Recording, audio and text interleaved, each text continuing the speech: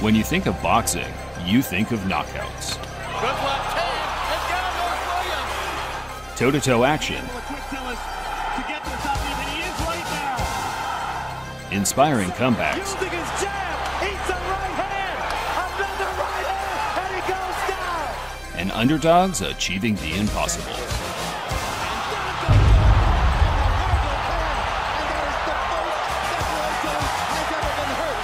The most satisfying outcome of every bout should match up blow for blow with the scene from a Rocky movie. It's a question of who wants it most. However, in recent years, one particular art form has emerged as a new favorite for even the most casual of boxing fans: defensive mastery. Oh my God! He must have thrown about 30 punches in this round and none of them have landed. Oh my God.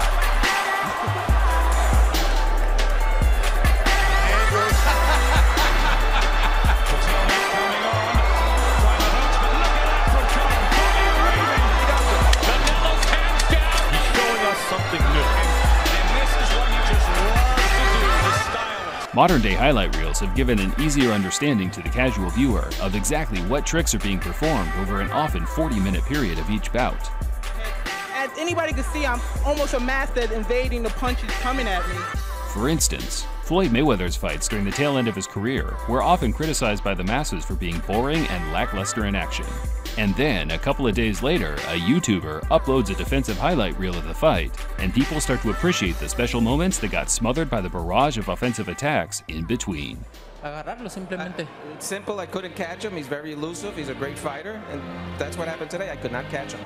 Of course, fighters like Guillermo Rigondeaux, Vasily Lomachenko, and Floyd Mayweather Jr. have all left a lasting legacy of defensive prowess, but it's certainly not an art form that's been invented or perfected overnight. I would say the closest thing to Jack Johnson would have been Muhammad Ali. As we enter the 1900s, Jack Johnson's skills were unparalleled and led him to easily outmaneuver some of the truly greatest and most underrated boxers in history, such as Joe Jeanette and Sam Langford. The ghetto wizard, Benny Leonard, stamped his claim as one of boxing's greatest during the 10s, as he became infamous for his ability to evade and counter like no man before him. The 20s belonged to the face of Boxing Legends TV in Gene Tunney, an educated and scientific boxer that used to treat a fight like a game of chess. Not a popular style for the time, but it proved too much for titans such as Harry Greb and Jack Dempsey. The world would see that defense meant nothing to this featherweight, dubbed perpetual motion. Henry Armstrong's fights weren't always pretty, but similar to Roberto Duran and Mike Tyson, he mastered the defensive infighting technique and became a top 5 pound-for-pound all-time great. I just take my time, I stick him, pop, pop, keep moving, move on Foreman, keep moving, because he can't move, keep moving, he be trying to corner me, cut the ring off, tack him, pop, pop, pop, pop, pop, pop. Muhammad Ali and Nicolino Loche were the kings of lateral movement in the 60s, always prepared to take a risk to keep the fans on the edge of their seat. A very popular Sugar Ray Leonard. For me, the cut of the line for the modern-day skill gap started in the 1970s, the golden era of boxing with rising stars like Ray Leonard, George Foreman, and Marvin Hagler. However, the youngest world champion in boxing history, Wilfred Benitez, had the elusive moves that ruled the roost. Whipping right hand, missing with most. He was so elusive. He was never a stationary target. He had that natural God-blessed talent that he could feel a punch and slip it.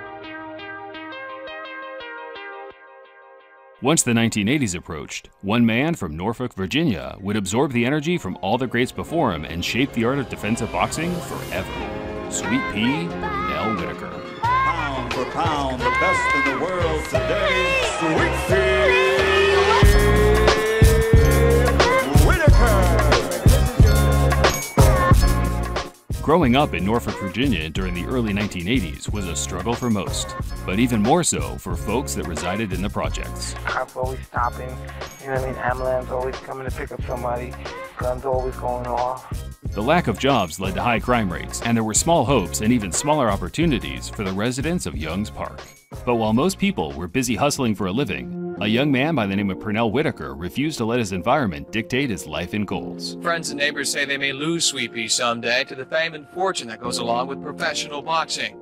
Similar to Prince Nassim Ahmed, Whitaker was extremely impressive from the very start of his boxing journey.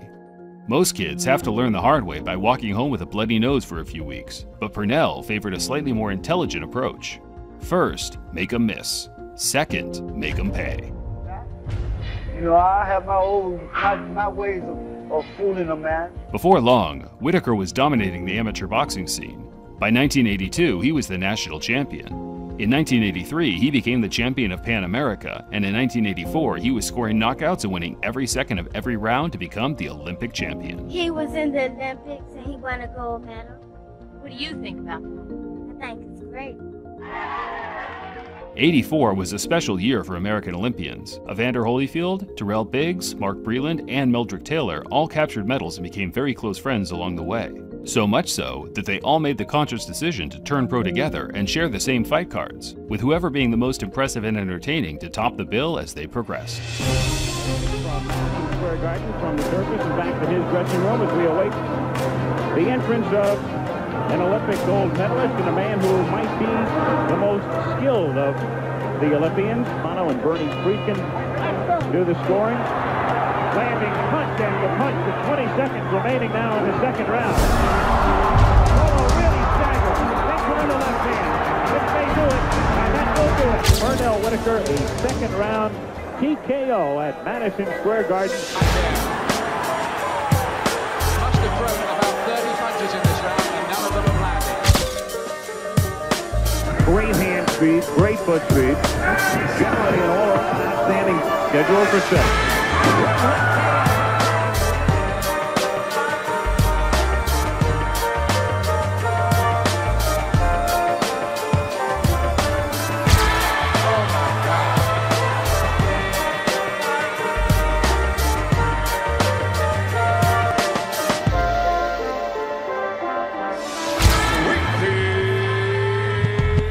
Sweet Pea took his time to learn his trade, moving to 11-0 after the first 2 years. You know, I see when I'm fighting, I don't see anybody. I even look up in the concession stand to see if anybody buying a beer or something.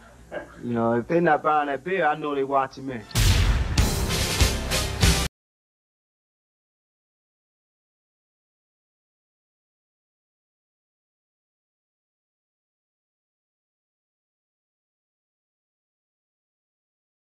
As Whitaker lashed out with a shot to Mayweather's chest, Mayweather attempted to retaliate. The stage is set for this 12-round North American Boxing Federation lightweight bout between that man, Roger Mayweather, and Purnell Whitaker, live today from Norfolk, Virginia on ABC's Wide World of Sports. Roger, mostly known today for his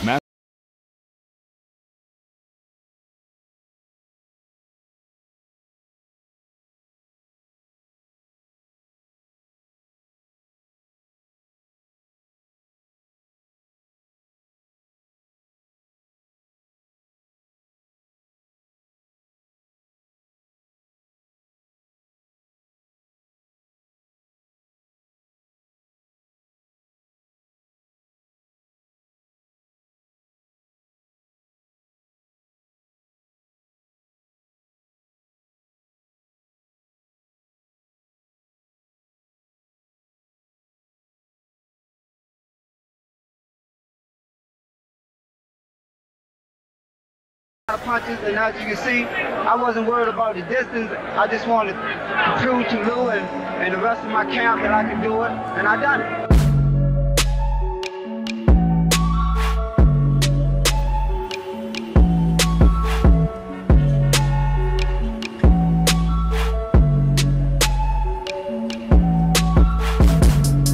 On March 12, 1988, just 4 years into his pro career, Whitaker fought for his first world title against one of the Ring magazine's top-rated punchers in boxing history, Jose Luis Ramirez. Oh my! Whoa! Look out! If he gets up, it'll be a miracle. Ramirez was a solid pro as his record suggests, but most of his losses so far were to fighters of Whitaker's caliber. Purnell was expected to win, and he did. Everyone that watched the fight knew he did. Everyone except the judges, that is. Lost in translation, I think not. Unbelievable split decision goes to Jose Luis Ramirez. That's just terrible. That's outrageous. So all of a sudden, the win streak is over. I said we're going to get robbed. Suleiman is nothing but a goddamn thief. I don't know. Nobody knows those Suleiman. He gave these guys orders. I predicted that as the rules thing. And here's the guy that come over, an Olympic champion from the USA. Brought his height up. Come over here. Such a horrible way to lose your first fight. Fortunately, though, Purnell used the robbery as fuel to make sure every bout from now on would be so one-sided the judges couldn't dare rob him. And it worked. For the next few years, at least. Oh, this is a foul fest now.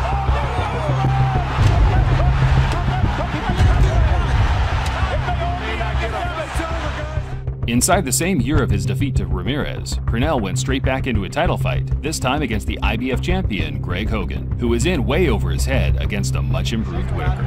This is the form that we expected. Greg Hogan has always been a slow starter. He felt that if he could win 2 out of the first 4 rounds, this one was real close. I thought Purnell took over a little bit when he lost the decision up there. Oh, and a solid right from Whitaker. Sweet Pea didn't just win every round. He beat a great brawler at his own game right there in the center of the ring. He sat in the pocket all night, but was barely touched over the entire course of the fight. A true work of art and a great way to become champ.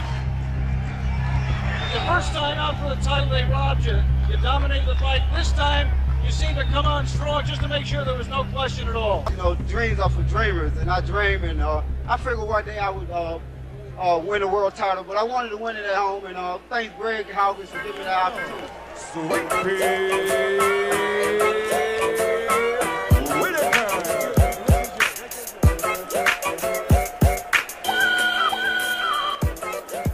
All the great things that Whitaker was remembered for as a pro started now. From here on out, every bout was decided for a world honors, one of the longest title runs in boxing history. He was winning championships running through everybody.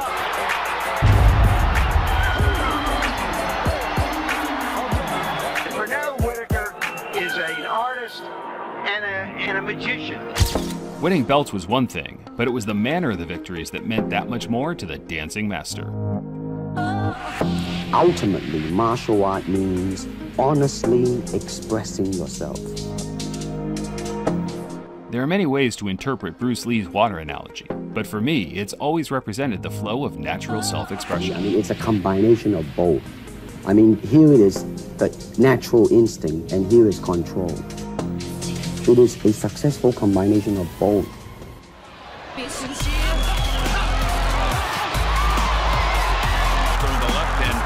Sweet Pea just dances around and makes it awkward. But so often today, you see boxers flaunting defensive moves mostly to cause a reaction from the fans and their opponent.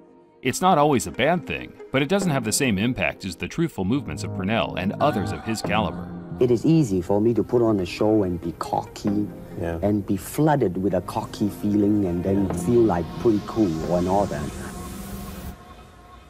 It was amazing what Purnell could do. He could read, process, and make a decision based on microseconds of information. Whitaker shows offense, ring generalship, defense,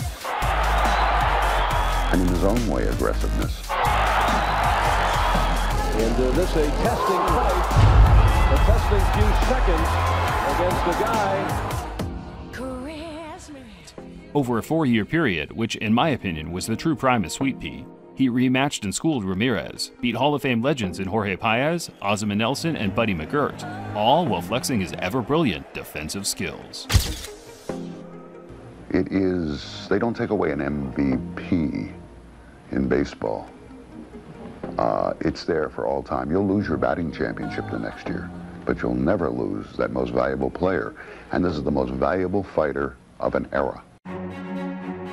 But when you're dealing with a guy such as Purnell Whitaker, who is, like I said, one of the best pound-for-pound boxers in the world today, it's very difficult for a guy who is not at that top level to stay in the ring and even have much of a chance.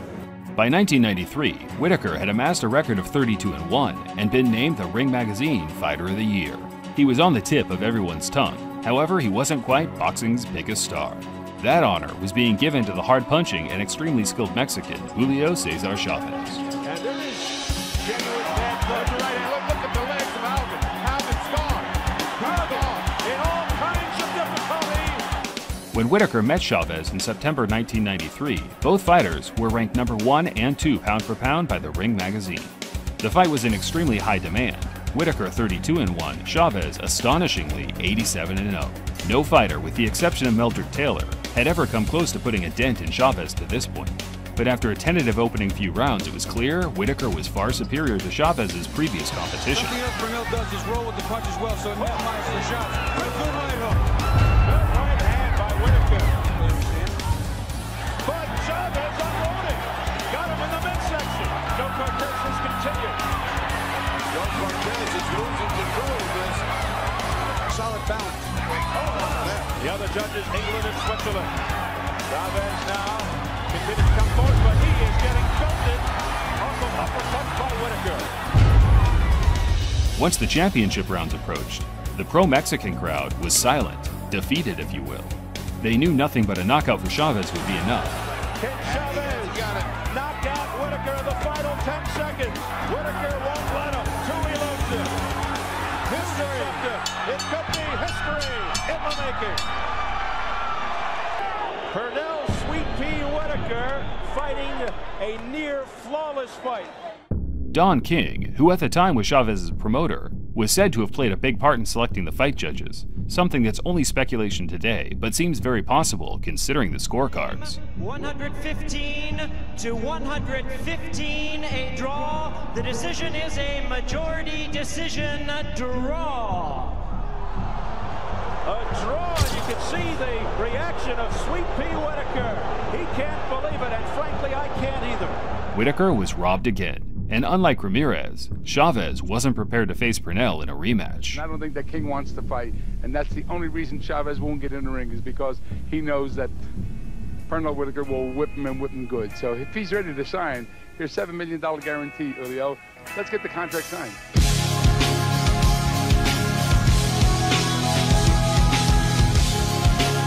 Sweet Pea wasted no time getting back in the ring after the Chavez controversy and was eager to prove himself as once again the pound-for-pound king.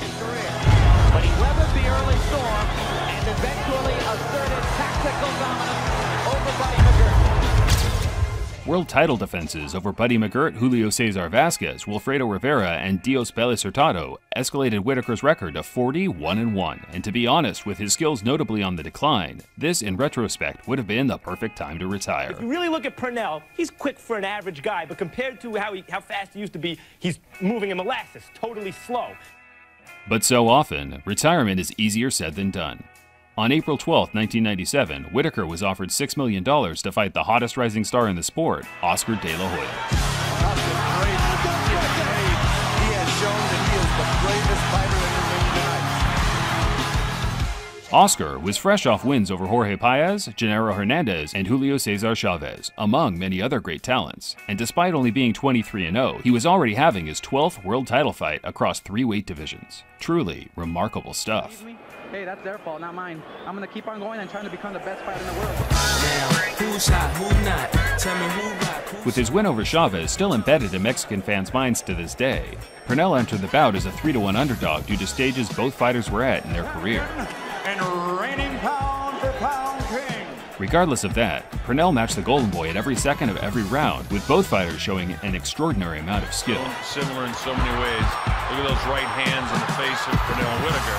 You know, a real good jab, complete boxing skills, power. Listen, see how close he's to him here in this round as opposed to round one.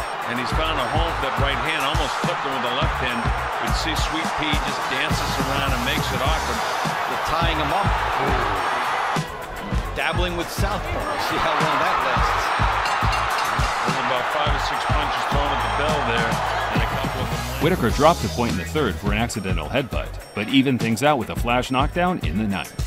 Overall, the bout was extremely close, but I would have personally scored it to Whitaker, with final punch stats backing that up. 25 independent boxing writers scored the bout, with 14 edging Whitaker, 10 favoring Oscar, and 1 scoring a draw.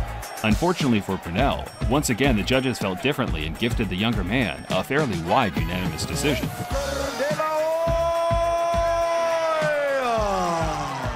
With such a great showing against De La Hoya, it was clear Whitaker still had a lot to offer. However, this would be the last time we'd ever see him in a competitive boxing match due to personal reasons.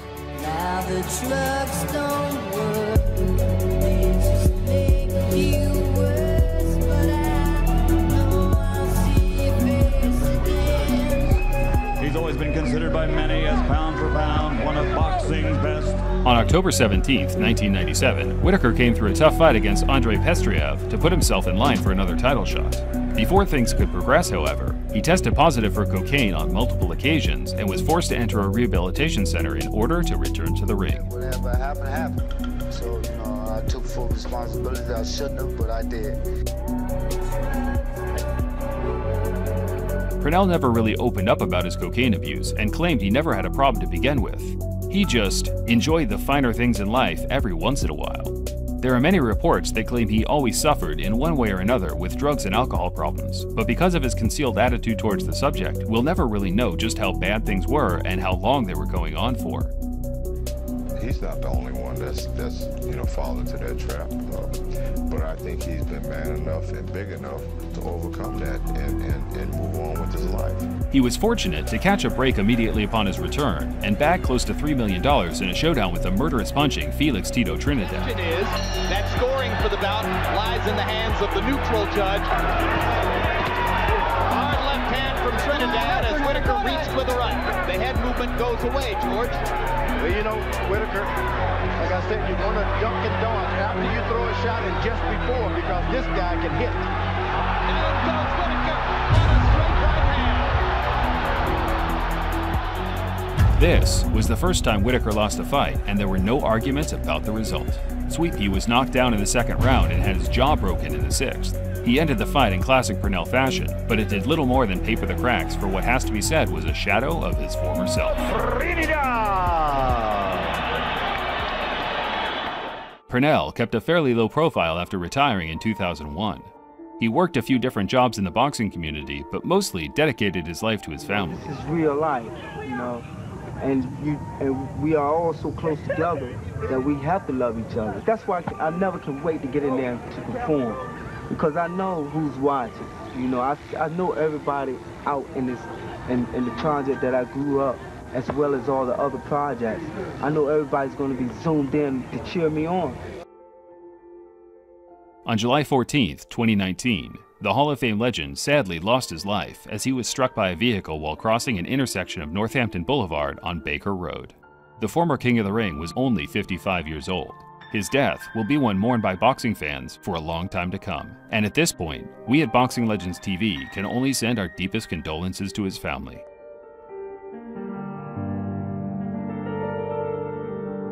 We hope that we haven't put too much emphasis on the controversial losses of Whitaker's career in this video, because whether he won or lost those fights means very little in the wide scale of things. He has a resume that rivals the legends of all eras of boxing and a skill level that puts him among the very best that ever did it. A prime Purnell Whitaker was more than a boxer. Whether he knew it or not, he was a scientist, a technician, a performer of arts, a legend. Rest in peace, champ. Please like and follow my page.